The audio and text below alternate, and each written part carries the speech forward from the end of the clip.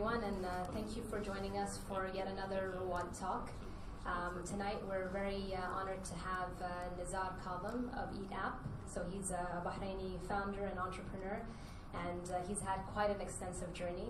He began in Bahrain and now he's expanded into other markets, so it will be very exciting to hear his story. But before that, I'm sure most of you have heard the news. The Bahrain Development Bank has a new CEO, Mr. Sanjeev Paul, who comes to us from Singapore with extensive experience in the SME markets and growth. Mr. Sanjeev also has great knowledge and background with some of his involvement in Singapore with startups. And without further ado, I'll have him come and give some opening remarks.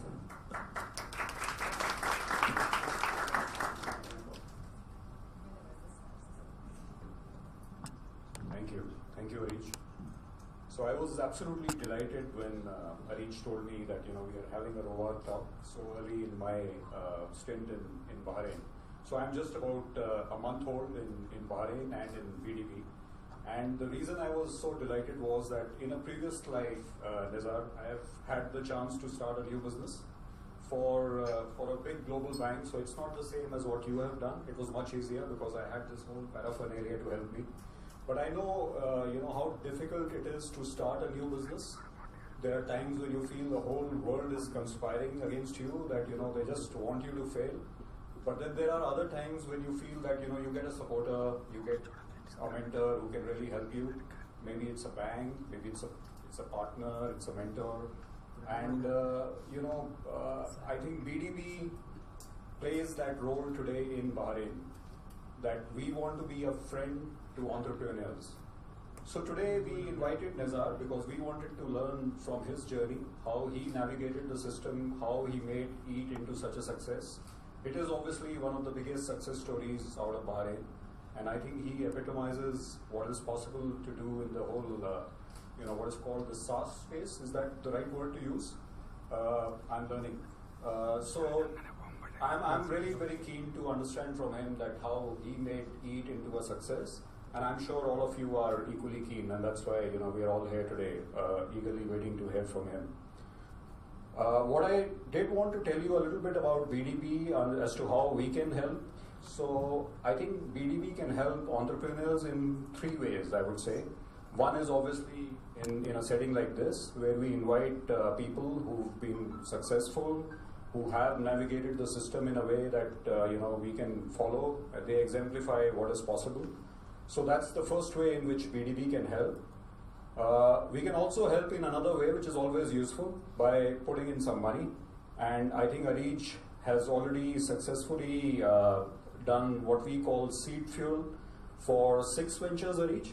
So 6 done last year, quite a few in the pipeline, where we put in up to 25,000 dinars in new ventures, where people come to us just with an idea, and then we work with the entrepreneur to take it forward.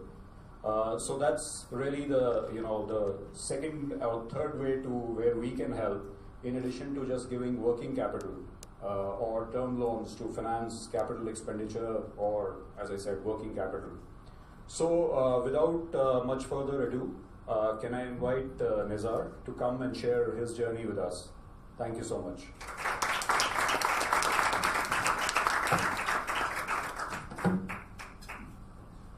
Thank you, Nezar, once again for coming here. I know you're not really based in Bahrain, but you do come here, and thank you for taking the time, because I'm sure your family who are here in the audience want to spend as much time with you, but you are actually giving some time to the community here to let us know a little about. Just for those of the people in the audience, I think that maybe we can start by finding out who we have in the audience, and maybe that can help also guide our conversation today. So how many here are startups? That's it? Okay. Investors? Okay, quite a few. People just curious and interested in this space? So possibly future startups? Okay, great. All right, so I don't know if everybody knows Eat App, but maybe, Nezar, you can start by telling us a little bit about your background, what Eat does, and how you actually started it. first, thank you so much, Reach and BDB, for inviting me and contributing to the development of the ecosystem in Bahrain. Just 4 years ago, thinking about the time when ETAP was just getting started, none of this was here, actually. And as I come to Bahrain today, I've come across Flat 6 Labs, 500 startups, the Al-Waha Fund, $100 million, MEVP sitting here in the audience. And it's just impressive to see how the ecosystem has matured so quickly over the years. And so I think BDB have a lot to thank for that. So thank you so much. A bit about myself. My name is Nezar. Bahrain born, Bahrain raised. I attended high school here. I attended university abroad, and came back to the region to close your microphone. Okay, came back to the region to try to contribute and to build something valuable and to leave a mark. I was confronted with the option of staying abroad, spending more time abroad, but there was a lot to do in the region and to contribute, so that drove me to come back. And as part of that, I helped co-found EatApp. So EatApp is a restaurant discovery and booking app, first founded here in Bahrain, and then we grew to Dubai, and we're now present in many more countries. And it's been almost 4 years since we've started, and so it's quite nice to see that it's possible to get to this point. Okay, so before Eid, what were you doing, and you were just saying that none of this was actually here when you were starting out. So what did you do to actually get all of the tools? And because we always get complaints that there's not enough out there, you guys aren't doing this, there isn't that. So maybe give us a little bit of an overview about how you started.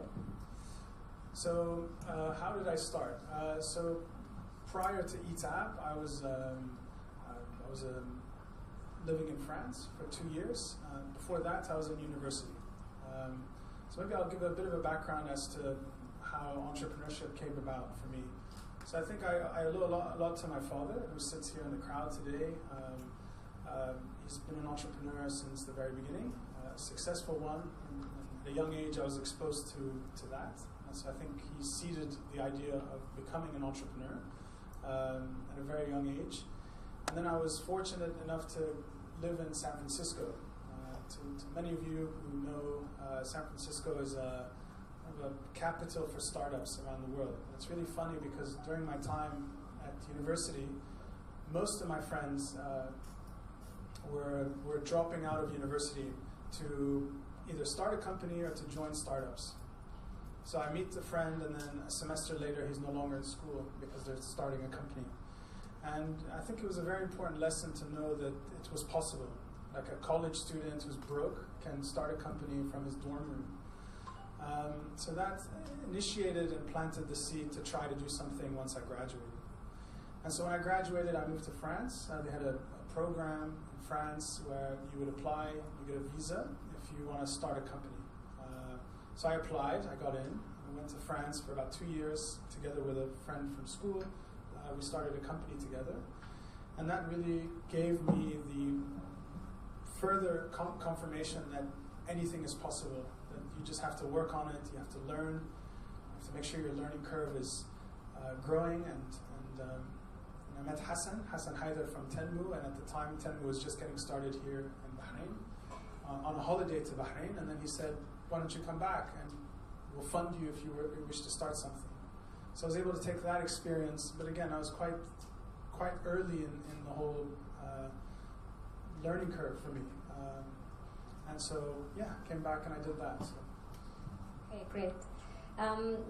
So, I mean, there's been a lot, you've been in the news a lot these days, and I'm sure for some of the investors in the room and some of the startups who are probably looking to fund, we always get the questions, how easy did you get funding? So you were lucky you met Hassan on a trip here, and Tenmu invested in you, but was it just because you had an idea and you're from here and you're from Bahrain, and so that's how you got the funding?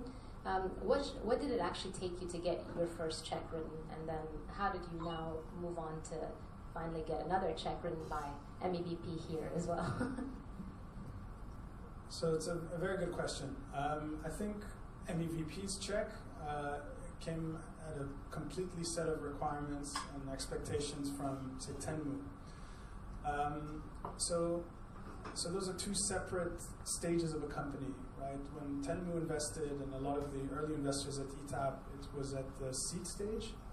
And now that MEVP come in, their focus is more on the growth stage. So I can talk about both. So at the seed stage level, what was really important to Tenmu at the time and a lot of the early investors was to have some proof that there is a need for the product. So even when we initially discussed with Hassan, he told us that, yeah, this sounds like a great idea. Are people going to use this product? So he asked us to launch a product, see if we can get any traction or any proof that somebody will use the product, and then we could talk to the board at Tenmu or the IC at Tenmu, and then maybe we could invest. So they asked us to do that. So what we did was we created a website over a weekend. I asked a friend to come over, and we created like a list of all the restaurants in Bahrain. I think it was 30 restaurants, without their permission. So we put their name, their pictures, and a book now button. So you would click on book now, you'd put in your details, and then we would show you that the booking's confirmed. And then I would get an email. It says, hey, Sarah made a booking at Meat Company. So then I called Meat Company and said, hi, my name is Sarah, I'm making a booking on behalf of Sarah. And so then I made the booking once, and then I called back, and I said, my name is Ahmed, and I called again, I said, my name is Arij, and I called again, and my name is Maryam. And then Meat Company said, who are you, why are you making all these bookings?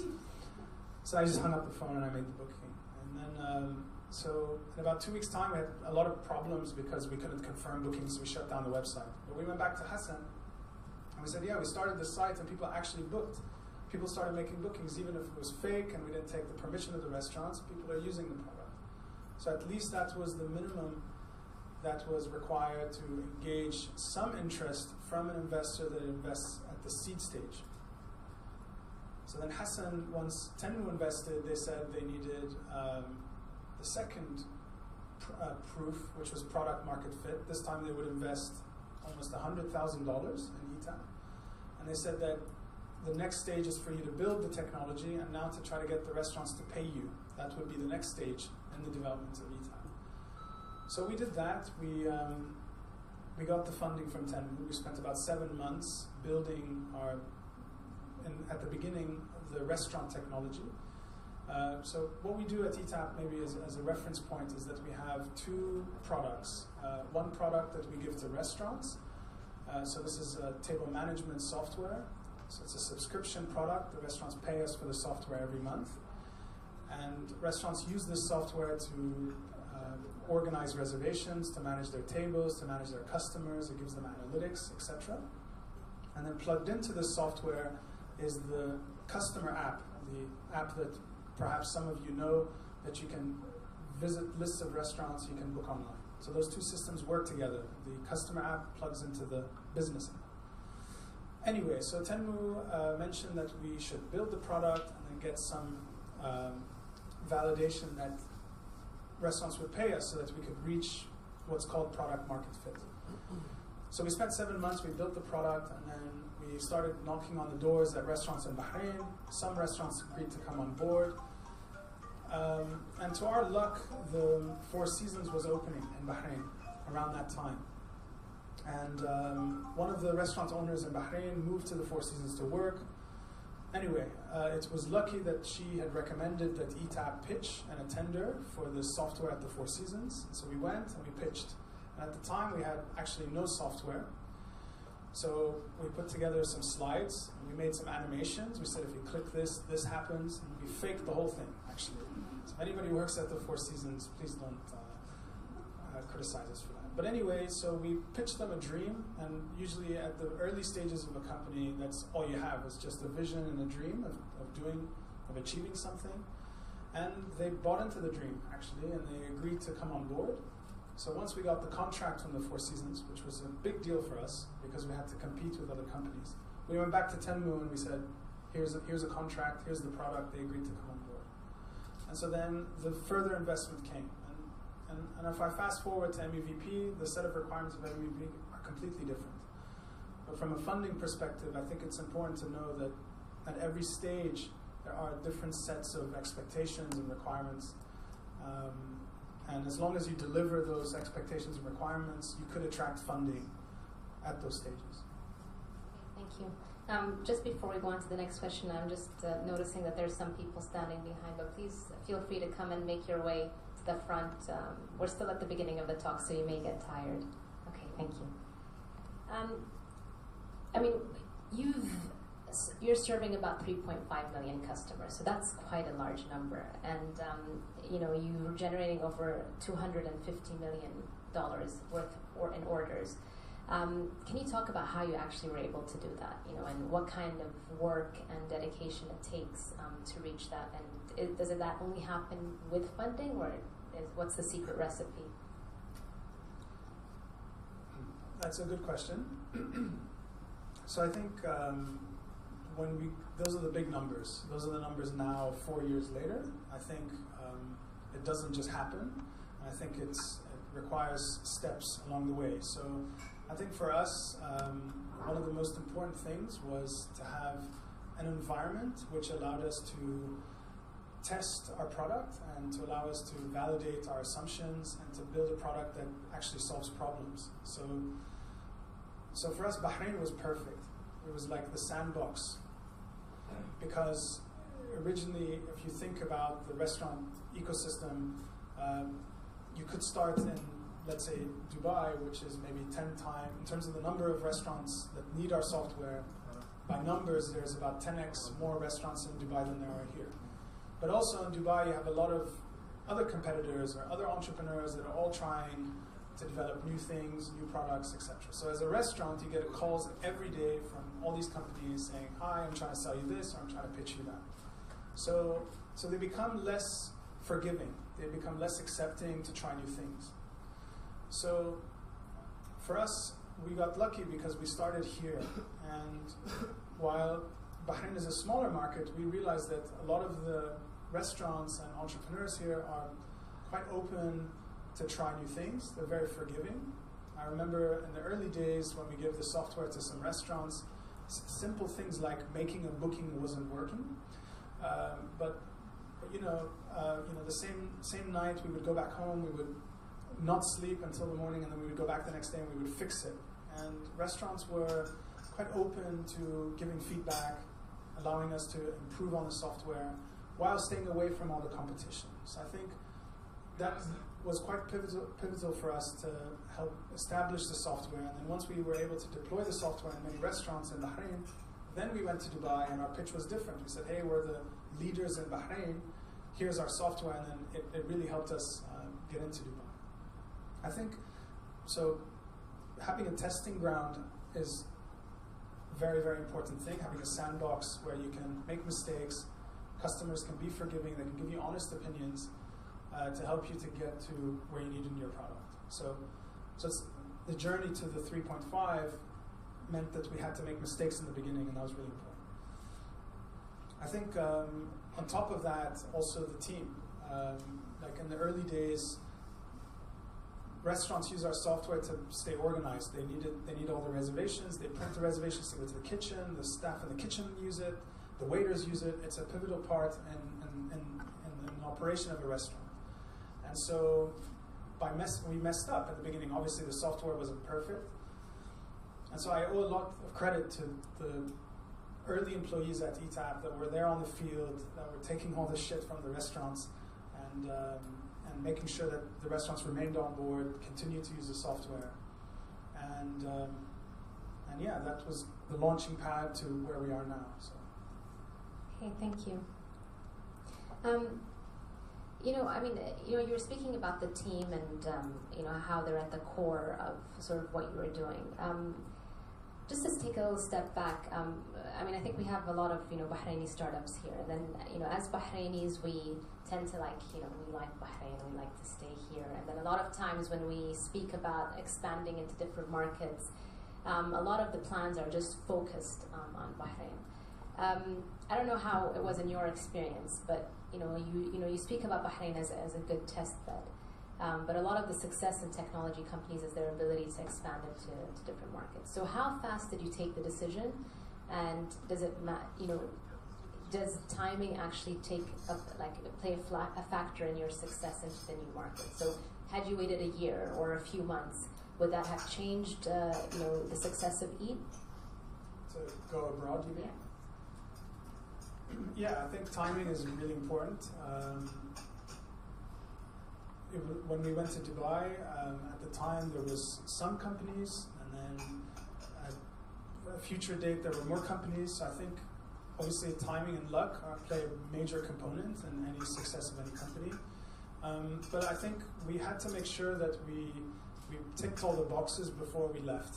So the boxes were that we needed a product that worked, we needed to have product market fit, we needed to have a story to sell in a market that's a lot more competitive.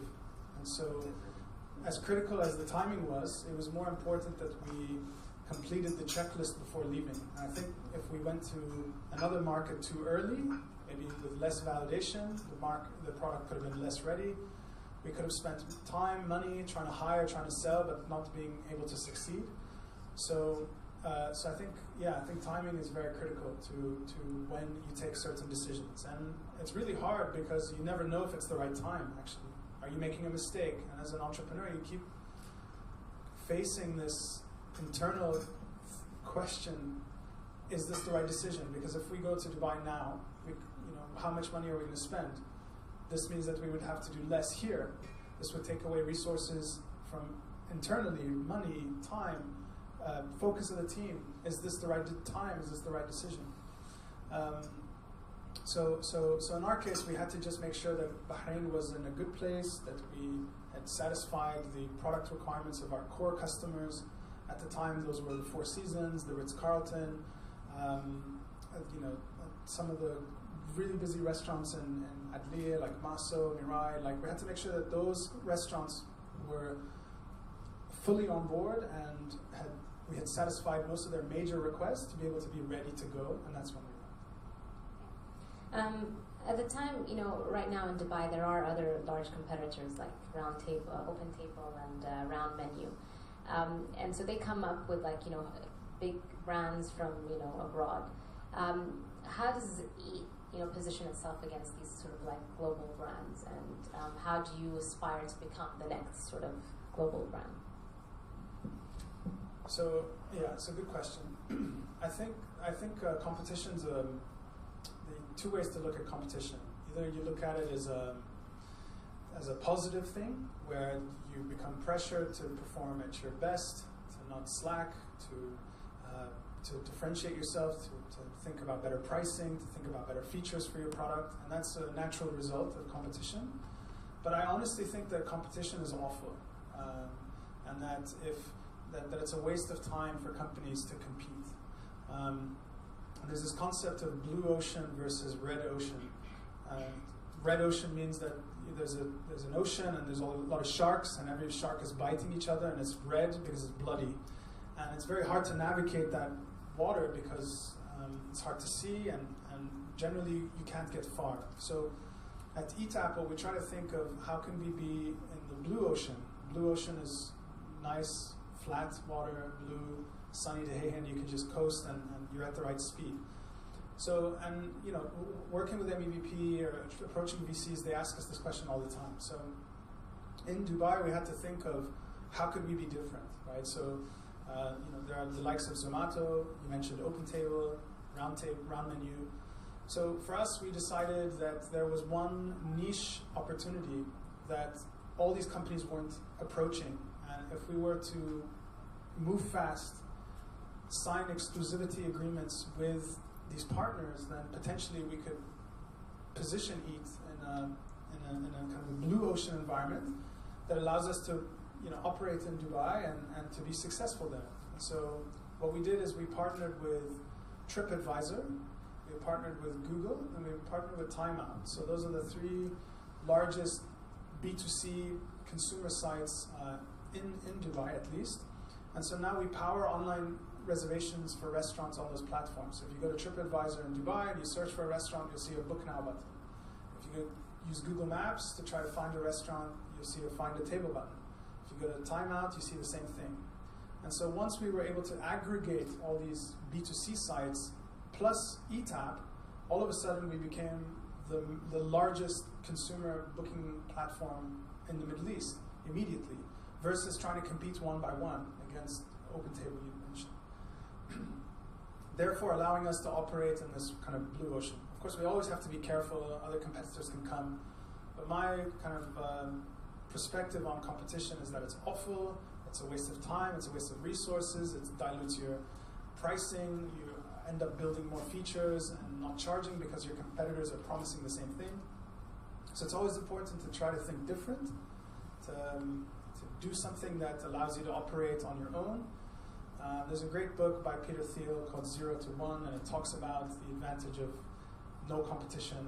We think the same way.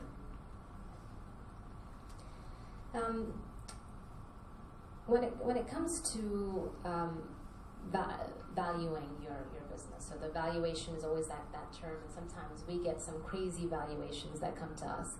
How are you able to sort of, especially coming from starting in an ecosystem where there weren't that many startups, how are you able to navigate that? And I know you don't like to sort of disclose valuations and things like that, but maybe just, for the audience here today, how can you give them tips as to how to best value your business and how it can work for you and against you?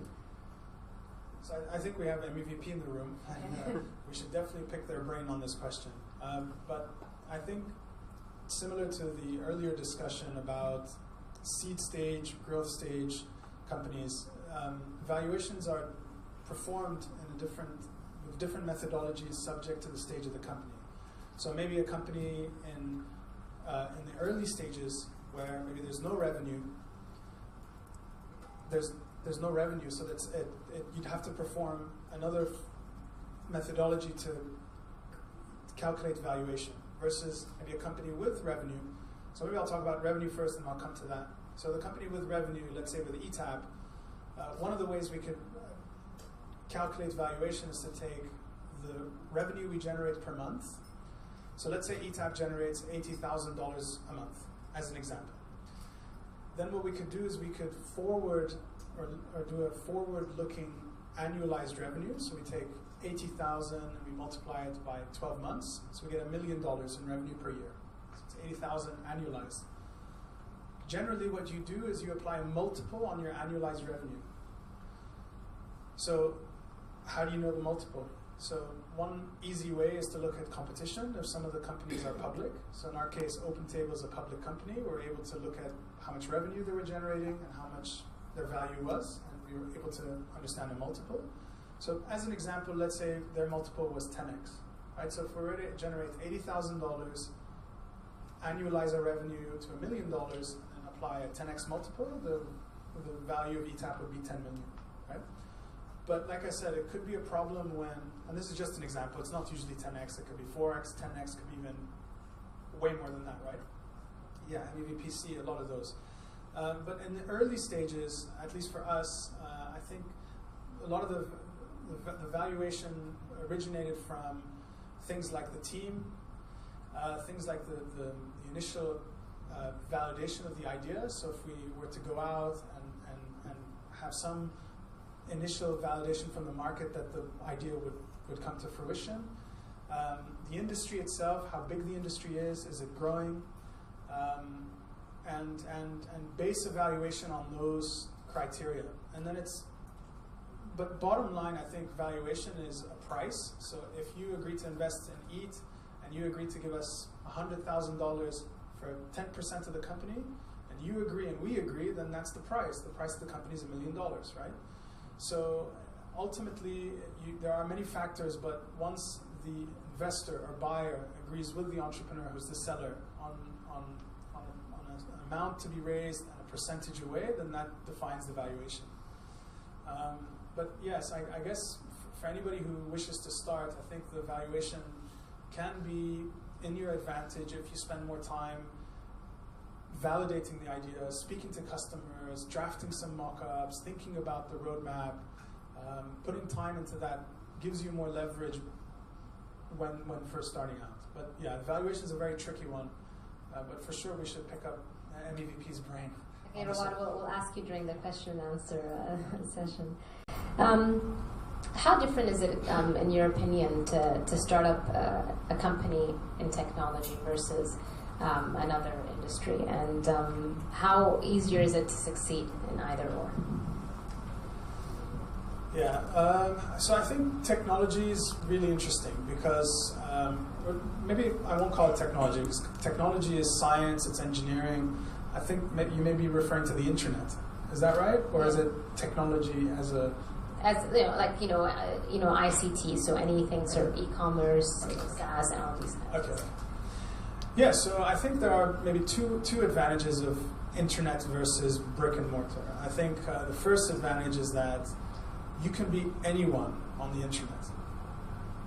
Anybody, right? You can have a very nice name, you can have a nice brand, you can have a beautiful website, you can have nice typography, and then somebody comes across your website and it's like, wow, this is actually a really nice website. They have a nice logo, they present really well, and then you go to another website that belongs to a company that's much older, much more established, a lot more employees, and actually your website looks a lot better than an established company. So and this is something I saw in San Francisco, is that these guys in their dorm rooms were building these beautiful websites, and it's a guy who's broke, who's eating pizza every day, breakfast, lunch, and dinner, but online they look amazing, right? So I think the first advantage is the ability for you to become who you want to become. It's like an open, liberated network that allows, and so we did that with ETAP at the beginning, right? We had this green logo, it's called EAT, we put a dot next to it. Even though we were an employee of one, we were able to gain confidence of people coming on the web to trust us with their reservations, right? And the second advantage, I would say, is is the scale, right? The ability for companies like ETAP to set up a landing page somewhere for any restaurant in the world that needs software to download the app, to start using it, and to pay us. So like we have customers in Malta, we have customers in Japan, we have customers in the US, the UK, all over the world. And if we were a brick and mortar business, that would be almost impossible or very expensive to do. So the ability for you to have to become any person you want to be for almost little cost or no cost, and to be able to sell to the world, I think that is probably the biggest advantage of internet versus not offline. Okay, so for those established businesses that are, been there for years and now being sort of, disrupted by companies like yourself, what kind of advice from your point of view, from the point of view of a startup, would it be for them to actually reach your levels? So, maybe they are expanding in so many, they've already expanded in so many countries, but how could they also be able to reap the benefits that, these new internet companies are? They should acquire them. Okay. Yeah, they should pay us money and then we should work for them. So how early would you be? I mean, you've been, with the Eat app for 4 years, right? So you're saying, let them acquire you, and how easy do you think it would be for you to be able to let go of, something that you started up from the ground up? And, I know that this opportunity isn't on the table right now, but, have you thought about it? To get acquired? Yeah. We should have that separate discussion. No, I think for us, I think it's founder to founder, and it's a very subjective question. But my answer has always been that, to me, what drives me to get up, we put in 60, 70-hour weeks. We've been doing that for 4 years now, right? So it's a really tiring process, and there needs to be something that seeds the motivation to keep going.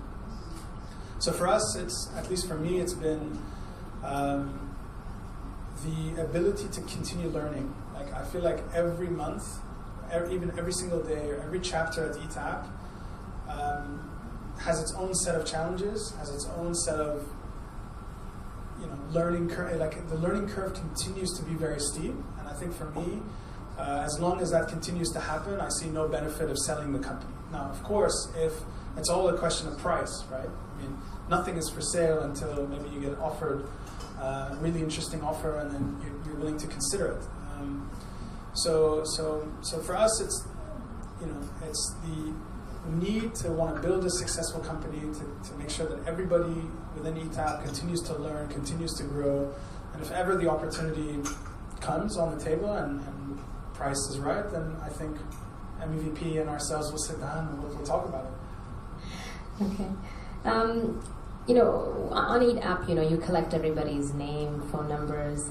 You know a lot about us, about which restaurants we like to go to, how many people we're usually booking for. For example, my husband here in the audience always uses Eat App, and you can follow his pattern as to where he's going.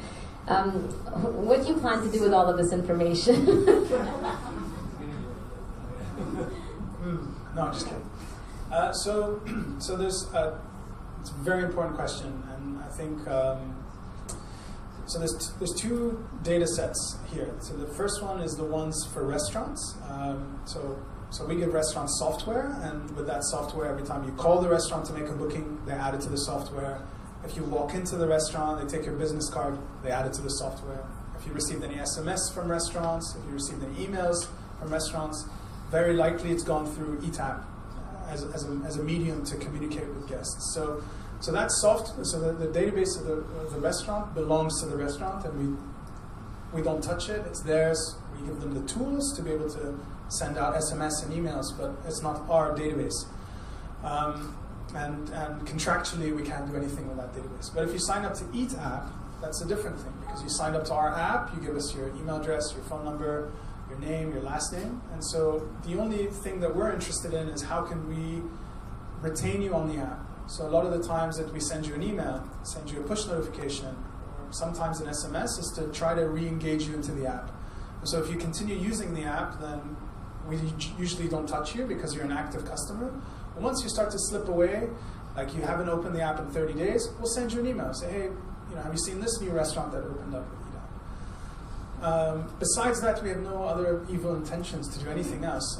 But we think that in the future, we think we can provide a lot more interesting value-added services. So for example, if you have been in Bahrain and you've dined at several restaurants and you open the app and you're in Dubai, we can show you some of the similar restaurants around you, make better recommendations. In the future, hopefully we can connect to POS so we can know what you ordered at the restaurant. So not only where you've been, but also what food did you order, what drinks did you have, so that if you're able, in the next time you visit another restaurant, the service can be better. So we think of the customers using those data points to improve the experience on ETAP. I think that's where we see the data helping us in the future.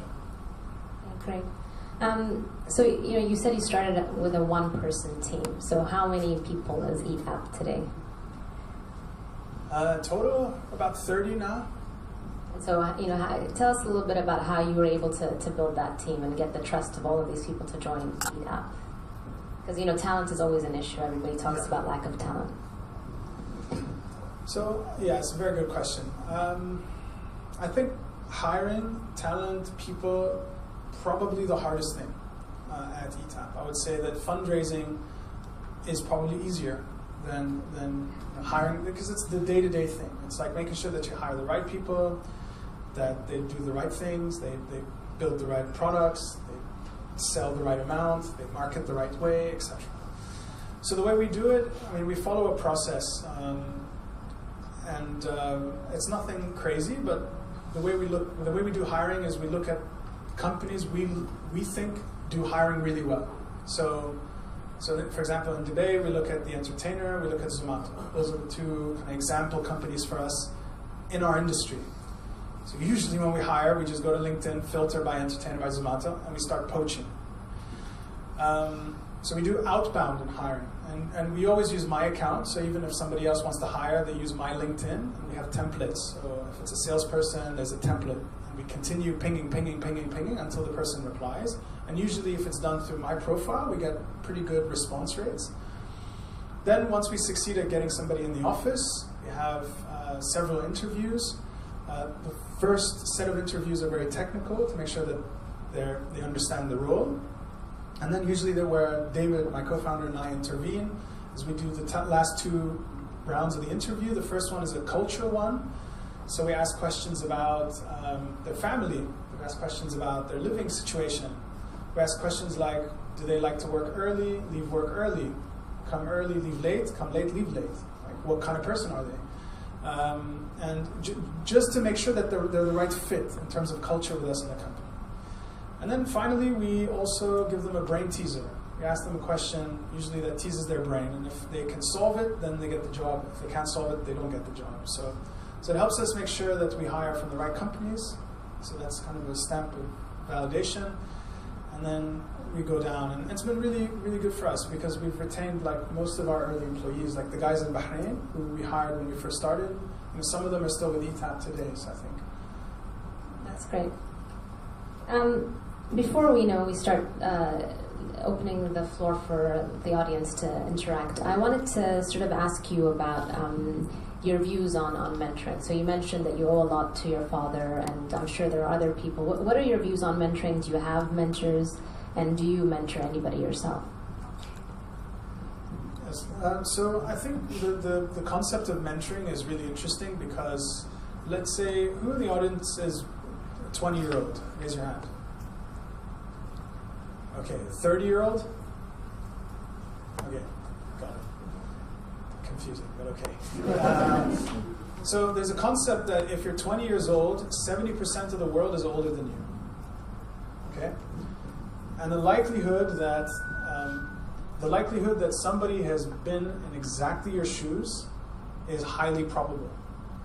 So that's been a really key lesson to me because I was able to think about that. So, okay, if there's very likely somebody has done exactly what I've done, how can I find that person? And I was lucky enough to find a person who was 5 years older than me, who followed a very similar journey. And it's impressive that almost everything I'm going through now, he's gone through 3 to 4 years ago. So they're able to share mistakes, so things that you shouldn't repeat, and also successes, secrets on things that actually worked for them. So I think the concept of humanity and coaching and mentoring is really, really important to accelerate your learning curve because you shouldn't be making the same mistakes, and you should just take in as much as you can from people who have done it and avoid making those mistakes so you can work on the interesting stuff that maybe they couldn't validate and become more useful with your time. So I'm a major advocate of mentoring. I generally, it's important to try to listen.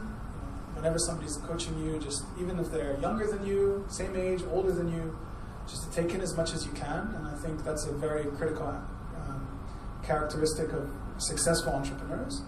And yes, I'd love to mentor, and I've been trying to as much as I can whenever the opportunity is there.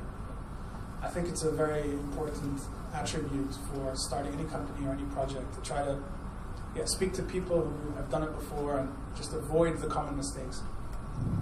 Thank you. Also, you were saying about how many hours you spend, what you do, 60-hour weeks, 7 days a week? 60-hour weeks, right? Yeah.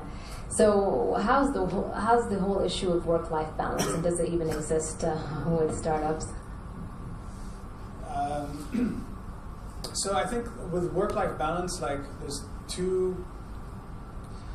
I won't even talk about the first one. There's the lifestyle business. There's people who start businesses they're not in the game of trying to grow the company, more markets, more products, more customers, raise more venture capital to hire more people. There's that game.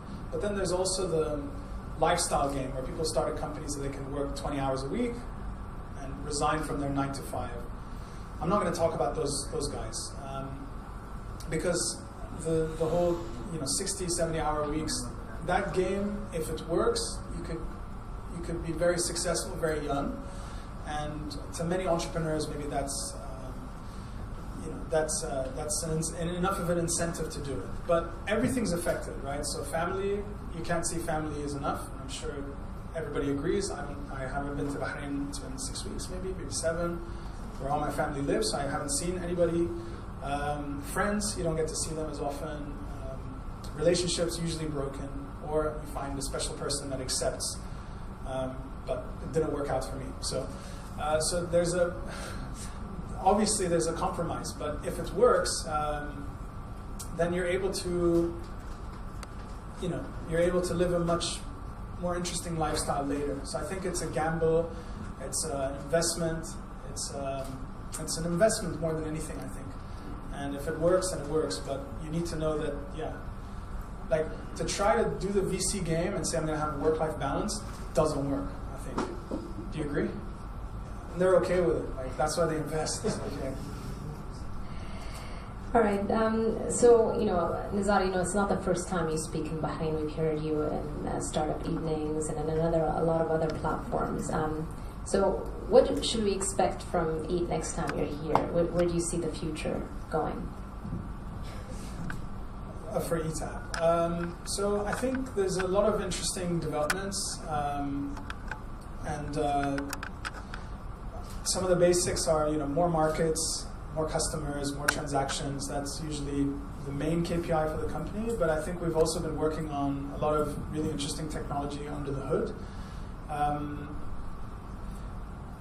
I'll share that later in a separate thing. You'll get newsletters for it. So nothing I can disclose as of now.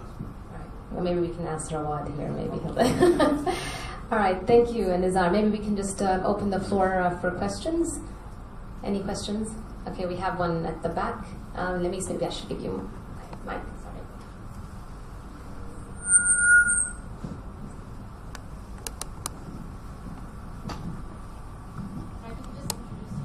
Sure. I'm Mohammed from NBK Capital. Nezar, thank you very much. I used to be a user, now I'm a fan. Wow. I've got two questions. One is, in the spirit of mentorship, what are the mistakes and what are the secret recipes to success that you would be comfortable sharing today? And the second is, does being homegrown give you an advantage when it comes to customer acquisition? And if so, how do you use it? I'll start off with answering the second question. Sure. So originally I mentioned something about sandbox. Bahrain being a sandbox, great testing environment to work with customers. But if you wanted to take it a step further, I think like for us, yes, being homegrown is a major advantage. So how do you use it to your advantage? In our case, we wanted to work with restaurants, right? So we wanted to work with restaurants that needed our service. So we had a list of, let's say, 80 restaurants in Bahrain. But then we realized that which one of those restaurants would actually take in our technology, test it, even though it's not ready enough.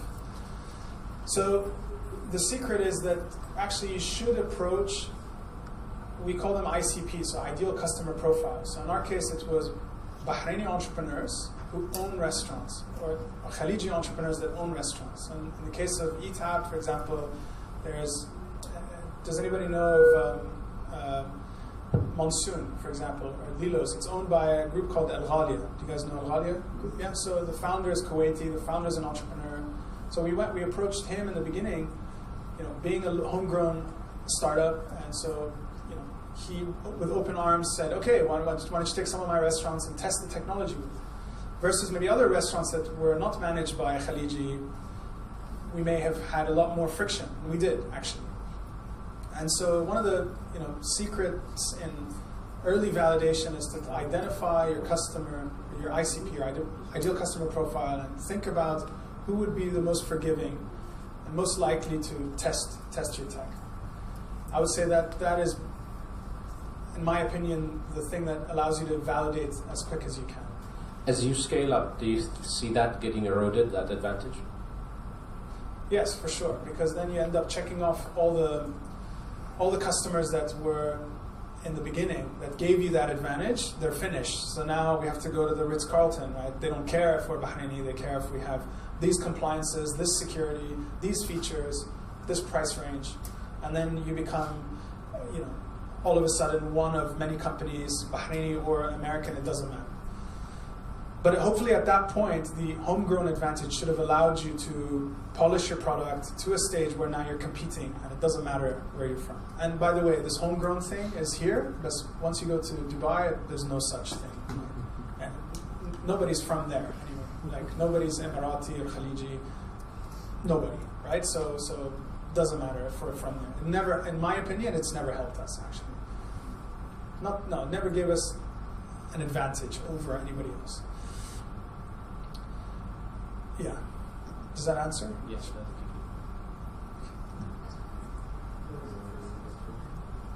So mistakes and secret recipes for success that you're comfortable Okay, yeah. with. So maybe one of the secret recipes that I can think of. Are you an entrepreneur? Are you starting a company? No. Okay. I value my work-life balance. Okay, all right. Great. Maybe one of the secrets that have really helped us, because we've always been able to raise funding. I'm not saying it was easy, but EAT has been able to raise funding, and I think one of the secrets of raising funding that I can share is transparency, actually. So one of the things we've done about 1.5 years ago is every quarter we create a report of EAT. We highlight usually the 3 main KPIs for us. It's revenue, transactions, so online bookings, and then number of restaurants subscribed, so sales. So what we've done is every single quarter we have that report and we send it to everyone. So we send it to our board, of course, and our shareholders, but we also share it with many other people. We share it with MEVP. Before they even became investors, they were receiving these reports years ago, actually, or 1.5 years ago. We share it with some of the restaurants, actually. And so what this does is, at some point, at least to investors, EAT becomes interesting. Maybe we were too small, maybe the timing wasn't right, maybe they didn't have funding, but at some point they may have the time, funding, or focus on our stage. And so MEVP actually reached out to us. Like, we sent them the reports, they reached out to us, and then this investment happened. Versus us saying, okay, we need to raise money, or we need to attract the interest of some restaurant group. Being transparent, I think, was one of the probably a major thing that has enabled us to raise money and to continue to grow. We've even done that with hotels like Jumeirah, for example, where we send them our reports, our revenue, we tell them everything. And so when they opened in Bahrain, we were able to sign them because they, proven company or have revenue, a lot of other customers, etc. So being reserved about an idea, not talking to people about it, and then sharing results later, I think being open to us has helped us a lot. So that's maybe one secret. Thank you, Nezar, for your talk. 2 questions. Number 1, yes, Ali from Bahrain Development Bank. So 2 questions. Number 1, you talked about your transition from approaching restaurants into actually signing major deals with TripAdvisor, Google, and can you maybe share us a little bit about your experience and how were you approaching and acquiring those customers in comparison to the local restaurants? Was it different? I mean, what did you have to do in order to secure that? And my second question is, when you were talking about the blue ocean, red ocean strategy, I think if you take a look at the entrepreneurship ecosystem, the GCC, you'll find a lot of repetitive ideas, right? Everyone's trying to do digital platforms for different industries and different purposes. People look at EAT and maybe think the same thing, but despite that, you were able to, go beyond that competitive landscape and venture into a whole new different field. So how would you think, do you think this is applicable to all the other startups, and how would you advise them or us in terms of doing something similar that you were able to do, in terms of scaling out of the competition and venturing into something that could give you that drive or success, growth? Okay, so I'll answer the first one first. I would say that signing TripAdvisor was probably the same as signing a restaurant, right? We had to identify a decision maker. We had to engage in a strategic way to just say the right things at the right time and pinch them to get their interest, and then engage in a dialogue, and then sign them. So with TripAdvisor, we noticed that they had acquired a company called The Fork in Europe, and so they had a restaurant reservations division within the company and a partnerships division within the company. So then what we did is we identified all those people on LinkedIn, used my LinkedIn profile again. We reached out to all of them. We sent a cold email, 3-4 sentences, in mail and on LinkedIn. Out of maybe 20, 2 replied. Those 2 helped us navigate the waters and reach the right decision makers, and then we were able to.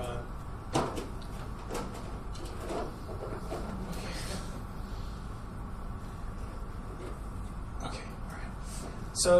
So yes, it's the same as. So it's the same as a sale, right? I don't think it would, and that's another really was eye-opening for us because. So we could just reach out to Google and do the same thing. We just knock on the door and say, hey, we're ETAP, we do this, and so that and for the team it sparked the interest to and so now we're doing the same with Facebook and Instagram. And thanks to Rowad for that introduction. Yeah, and so I think and again maybe another secret is that actually anything is possible. Right? No customer is big enough. We started with restaurants in Bahrain, and now we're tendering against all the companies in the world to supply Atlantis in the Bahamas for table management, Atlantis in Dubai, one and only in South Africa. It's the same thing. It's just to think that it's possible makes it possible. I think that's for one. Remind me of your second question. Yes, Red Ocean. Yeah, I thought of an answer when you were asking. So I think it's subject to the size of the market. So you look at companies like Carriage, for example, right? They now compete in Dubai, where Deliveroo is and Uber Eats is, and Zomato, and Talabat, and Food on Click, right? And so many competitors, all in the same market. So one response to that is maybe the market's large enough to support multiple players that do exactly the same thing. The second thing is that maybe there's too much funding, right? So if you fund a company, you know for sure they won't die for another maybe 14, 16 months. So as long as there's funding, companies will stay alive when they don't need to be alive. And then yes, and then the third is, or that you start off competing. In our case, we were competing almost exactly with other competitors, but then we were able to navigate the waters, find our niche, find our blue ocean, and then sail there. So I think it's a question of size of market. If the market is large enough, you have space for multiple companies to compete together within a single market. If there's not enough space, then either they'll die when the funding is gone, or they'd have to differentiate and do something else. Yeah.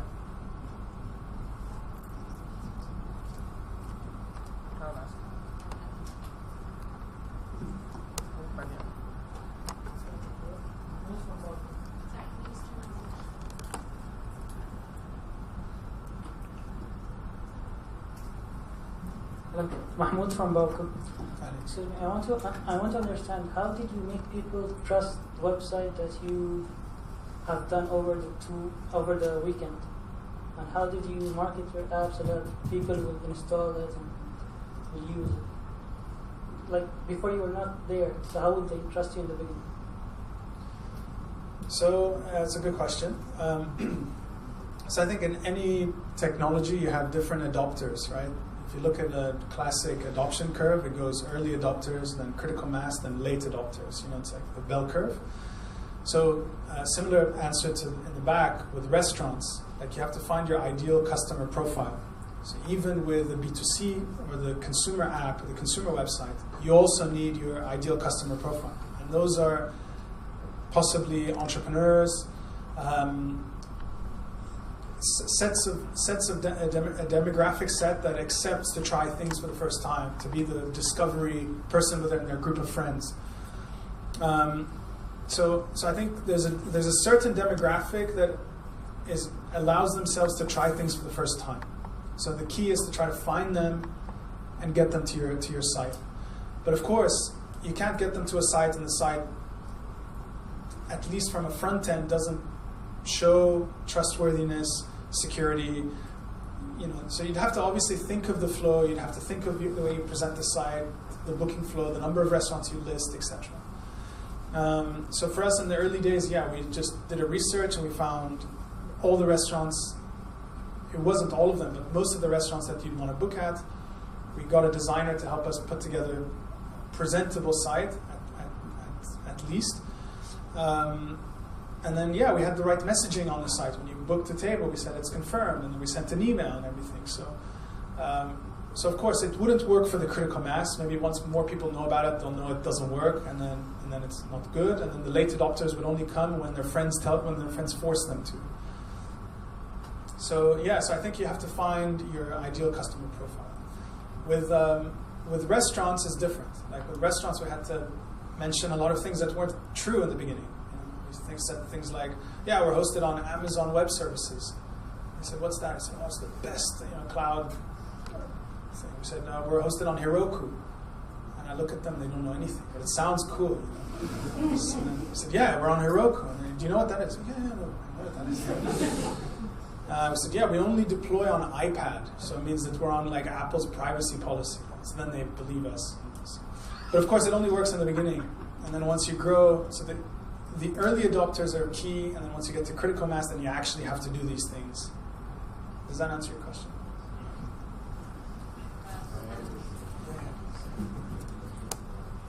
And then we have one at the back. So just curious to know, I think your talk was very, very inspiring. But just curious to know, does the internet, this whole platform, allow you to make mistakes? So suppose you had launched Eat, and then people didn't like that website, or they didn't come onto that website. Is it possible to change it once you were in the public domain? Okay, so I'll answer that with two answers. One is the investors, and second is the users. Yeah. So yes, the nice thing about users is, like I mentioned, when we first launched our table management system, we were in 20 restaurants in Bahrain, I remember. And the software did nothing but create reservations. And at the time it was so slow that when you clicked create reservation, you had to wait 2 seconds for the page to dismiss. So you click create, then it dismisses. Food was cooking in the meanwhile. So it was a horrible experience for the user. So restaurants weren't patient. They click create, and they click create until it dismisses, and then there's 10 reservations of the same person. So the most important thing is that we identified it was a problem. We left the restaurant, we went home, we coded all night, we came back the next day at lunch when they're open, we said, "Listen, here's the fix," we fixed it. And they tried it, I said, "Okay, now we can go to sleep." So the idea is that for the consumers, it's important that you're able to move fast and fix problems and build features that enable you to gain trustworthiness. If it's the same bug, and I tested the app, and I come 3 weeks later, or a month later, and it's still buggy, then you start to lose trust. And it's nice that we added like a live chat feature on the app, so if people complained, we were able to engage with them. I think as an investor, it's a whole other thing. So if we fail as a company, I would expect MEVP to invest in our next company, because there's a funny situation that happened at Amazon. They had a junior engineer at Amazon Web Services that removed one line of code and deployed them, and for some reason it got deployed, and Amazon Web Services went offline for 6 hours, including Amazon.com went offline for 6 hours. They lost billions of dollars, right? The site was down, and Amazon Web Services that hosts most of the internet was down. And he was a junior engineer. So you'd think they'd fire him, right? But no, because they just paid $1 billion degree to this guy to teach him a lesson to never do it again. So I think for investors, if we fail, then it's important to make sure that we learned all these lessons, we made all the mistakes, they should invest in us again. And if we fail again, they should invest in us again. Because the third investor is the luckiest, because they paid for the first two times. So yeah, so for the users, I think it's a whole nother psychology, and then for investors, it's a lot more practical. I'm Adab Musa from Jordan. I run a startup called Users Proof, which we basically test websites and apps. I'm almost like in a shoe where I'm raising fund, and I run through some challenges. We have been into the process of validating the market, selling, using a fake website, as you said. Like we had a fake website, and we used to, like, we sold the service around 20 times before, using that fake website. Now we are in issues where we're running funds for the seed stage. But the issue that we are challenged to do that, so we go through accelerators and other partners to get funds for that. So I want to hear more about the process, like when you got investments from Hassan at the early days, like what happened there? What was the terms? How did you negotiate? Only tips, do not share the details, only the detail, like the tips. How did he reach out to you, or how did you reach out to him? What happened during the process? What did he say to convince you to come back to Bahrain? What did he see at you to call you back to Bahrain? That kind of thing. Very hard one, huh? No, it's not. So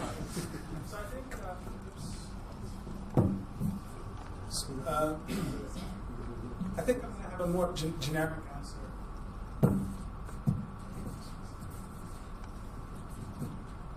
More generic answer, which is that, and it ties into the transparency element. I think, given that Hassan has heard of us, is because I was transparent with Hassan. Hassan then engaged in introducing us with other investors because we were transparent with the other investors. So I think the most, maybe three really important things you should think about. One is, at this stage, it's really important that you can bootstrap and achieve as much results as you can without funding. To just put out the fake website, get as much statistics, KPIs, maybe build out another site, maybe give some engineer sweat equity and he comes in and you can start building out other products. And the more down the line you go, the more you achieve, the more likely investors will invest, right? Because they have more performance KPIs to judge whether you're capable. So I think focusing on the business in the early days versus trying to find seed funding, to us, really helped us. The transparency part, to be able to become transparent with all your results. Some startups, I find it really fascinating. They have a Medium page and they talk about everything. They talk about the setup, the challenges, their first hire. And it's similar mindset of just being transparent, letting everybody know about what you're doing. And then the third is becoming part of the ecosystem. So for example, you attending this conference, you meet MEVP. You go to STEP conference in Dubai, you meet all the other VCs. And if you make it a regular habit to visit conferences, of course, while focusing on the business, we hate conferences because it's a distraction, but it's mandatory to keep everybody up to date. And then if you're transparent, you're making good progress on your business, and people see you and you're attending events, it becomes a lot easier for you to raise money, in my opinion. And then maybe I'll add one more thing about your stage, which is that it's really, really important to focus on what's right for the business at this stage, right? So it may not be transactions or your booking funnel, or it's more tied into what are the problems you're trying to solve. Do you have validation? Have you spoken to enough customers? Have you been able to build a product that's semi-different, that has its niche, but really clear signals on product market fit? I think if you focus your time, and when I say work on the business, on the right things at that stage, it enables seed stage investors to find you a lot more attractive.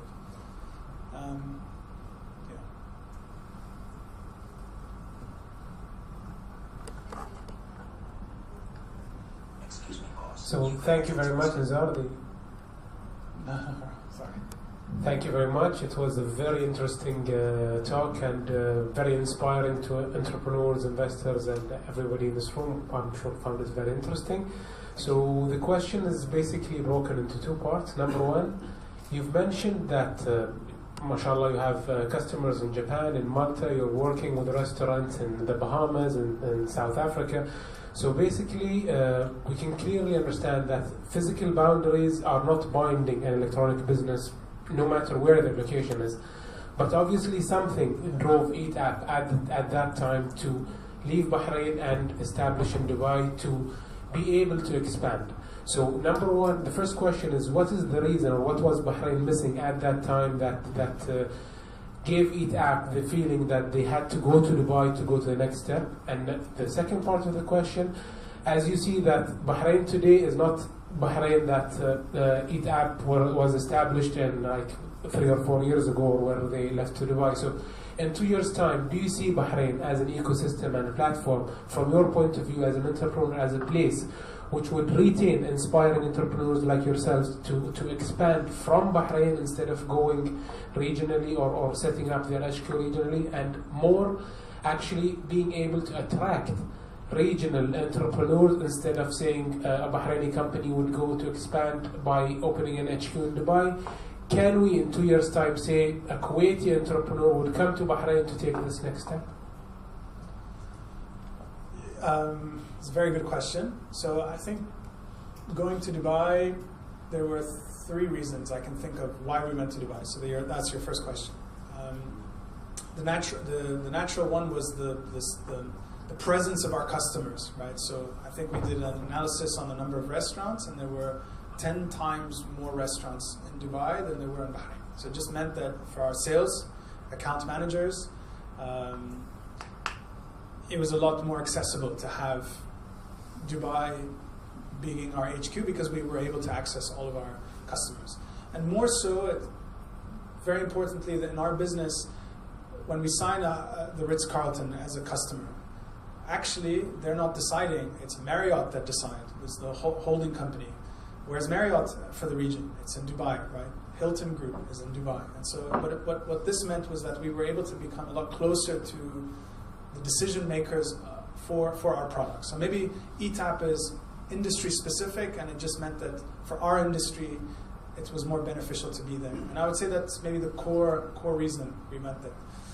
The second reason was talent, right? I remember we were trying to hire, even recently we were trying to hire very specific engineers like React, JS engineers, etc. And so I felt like in the UAE there was a wider pool, which is normal, right? The population is much larger. So I think for the talent part, so if Bahrain can figure out a way to do that, I think is key. And third is making sure that these VCs are also here, because for us, like we have to go to STEP conference, we have to go to ArabNet, we have to, MEVP is based there, WAMDA is based there. Most of the biggest VCs are based there. So for us, again, similar thing, right? Fundraising, they can give us a call, we drive 20 minutes and we can meet them. So I think it's both industry specific, but also generic across all these different domains. I think Bahrain is definitely on the right track. Every time I come back, we even have restaurants here that use our software better than in Dubai. For example, Play at the Jumeirah opened, amazing restaurant. They really challenged us. They're asking us to build more features. So even from a customer point of view, we see a lot of potential in Bahrain. Of course, seeing that there's the fund of funds setting up in Bahrain, MEVP potentially setting up in Bahrain, that's really promising. So yes, I think that given the ease of access to Saudi, given the local talent in Bahrain, you don't find that in the UAE. It's a lot cheaper. Like the average salary in Dubai, from person 27 to 30 years old, they expect 1,800 dinars, right? If you come to Bahrain, maybe half that, maybe less.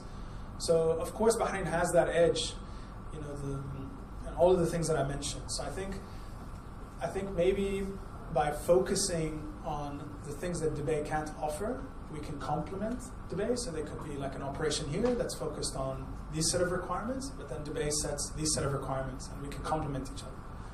But I think for sure in the last 3-4 years, it's impressive how things have changed and have become more beneficial. I think if we were starting EAT today, I think things would be very different. We would probably have all of our back office here, we would have all of our accountants, our engineers, everybody would be here, and then only the sales guys and maybe the account managers would be in Dubai, and we'd have a subsidiary. Right? It wasn't the same 4 years ago. So that's what I think. I want to ask Rowad a little bit about, maybe you can let us know about what you went through to actually make the decision to invest into EAT. So can you, yeah.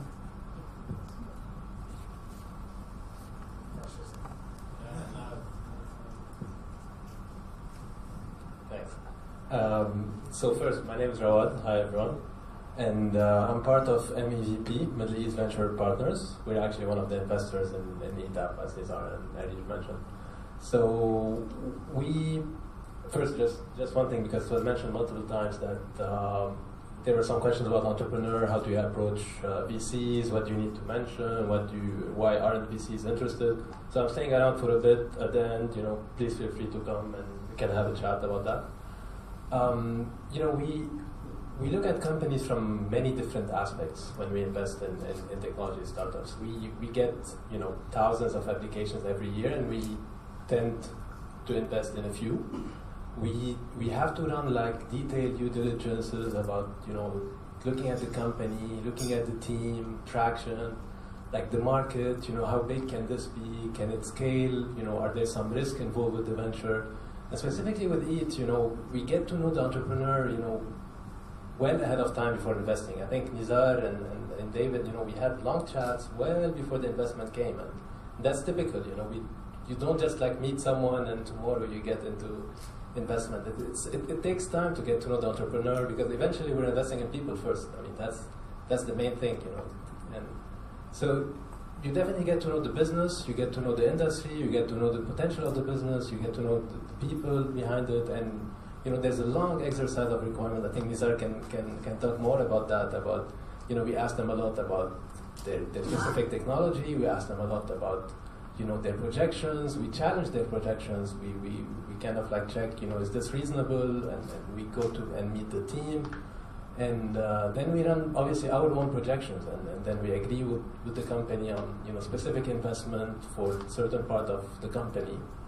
And then we'll go through, post-investment, legal, and all of that. So it is a long process, but obviously, when there is a match, when you really believe the company can go big, that would make things much easier. So is EAT your first Bahraini company? It is, yeah, it is. Oh, we need a round of applause for that.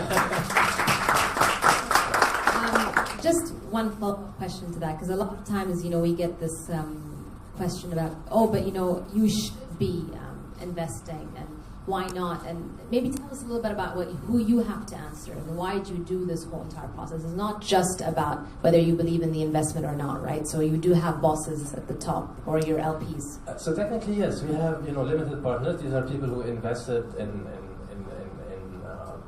our funds. These are the source of our funds. But technically, we as a VC, as an investor, we developed a thesis, right, around what can work and what can scale. Technically, the whole point of VC is about making big returns for our limited partners, and trying also to build an ecosystem of companies and entrepreneurs along the way, obviously. So the goal is to identify those sectors or those industries that can go eventually big, that can return, they can scale, they can grow several multiples over the years. And so for us at MVP, we've identified some sectors that we think are of interest. So this is like probably the first layer. Like for example, pure hardware ventures. This is something we don't do, or sometimes we get non-scalable businesses. Like traditional, for example, retail shop. Someone who has an idea like this. This is not, doesn't fall into our thesis of investing into digital startups or tech-enabled startups. So this is like the first filter. If you don't fall into the thesis, then automatically, there's no point in continuing that due diligence. But apart from that, we also look, obviously, the traction. This is where we spend a lot of time. Has the company shown some signs of growth, and can it grow further? We look a lot, about the team. We look, do the people in the team have experience in the industry? Can they nail it down? Can they really build that industry and disrupt it and change it? And we also look, which is very interesting for VCs, can this be big? Sometimes you have great ideas, great entrepreneurs, but they work on a problem that is really, it's a tiny problem, it's a small market size, it's nothing, that's going to make any difference. So that could be a good lifestyle business. It could be something that, small project on the side. But for VC investment, it's not, we tell entrepreneurs, look, I think your idea is great, you're a great entrepreneur, you might be into something, but it's not a VC business. So those are the three main elements. And then, within each one, there is like a detailed due diligence that follows. So we're just also, we invest in early stage as well as growth stage startups. We're typically not, we don't do like, angel, first rounds of investment. There are, there's a different class of investor that comes in at this stage. So it's just like, Nezar with EAT, they went first through like angel type of thing, and they were seeded, and then, they came to us at like level 2 or 3. Sure. All right, well, this brings us sort of to the end. I mean, I think that, we have a lot of interest from the audience. I know that some of you are probably camera shy, so you might just come and grab Nezar at the end. So please, take advantage of this opportunity to meet with, some of the VCs here, other entrepreneurs. Nezar is here, and he just said he doesn't always come here, right, because he's busy in Dubai. So this might be, one of your few chances until the next time he's here. Also, please take advantage of our wonderful backdrop. It's the new launch of it here. And we do have a Snapchat filter, right, Dada? Yeah, so we made one just especially for this thing. So anyone, I don't have Snapchat, but anyone who does have Snapchat, use your Snapchat filter and take photos on our new backdrop. And I wanted to thank once again Nezar for coming here, for his family, for allowing him to spend some time with us on his short trip here. Obviously to Startup Bahrain and the EDB for continuously supporting all of our Bahrain Development Bank events, and for all of you for taking the time, and hope to see you in our next event. Thank you so much. Thank you, Nezar.